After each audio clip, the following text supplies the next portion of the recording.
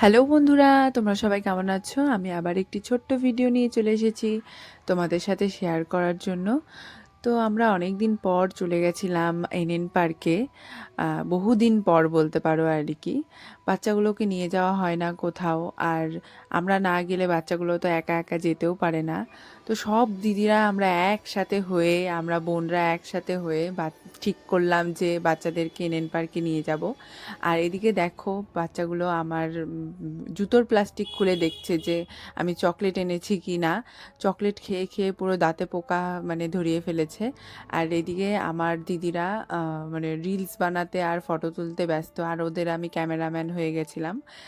দেখো এদিকে বাচ্চাগুলো এত এনজয় করছে, ওদেরকে দেখে আমাদের মন পুরো খুশিতে ভরে গেছে।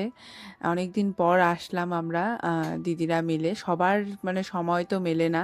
তো হঠাৎই প্ল্যান হলো, হঠাৎই চলে আসলাম। আর এদিকে দেখো আমার ভাগনা আমাকে মারছে আমি ভিডিও করছি জন্য। খুব দুষ্টামি করে, খুব দুষ্টু বাচ্চা, মানে বিচ্ছু বাচ্চা এরকম। দুষ্টু বাচ্চা মানে মানে যেন ঘরে ঘরে হয় আর কি। আর দেখো দিদিরা কিরকম মানে মজা করছে। আর মানে আমিও ভিডিও বানিয়ে নিচ্ছিলাম ওদের দেখে। আর আমরা বোনরা একসাথে হলে আমাদের বান্ধবীর কোনো দরকারই পড়ে না, আমরা বোনরা বোনরাই বান্ধবী। আর আমাদের বান্ধবী সেরকম নেই, কম আছে।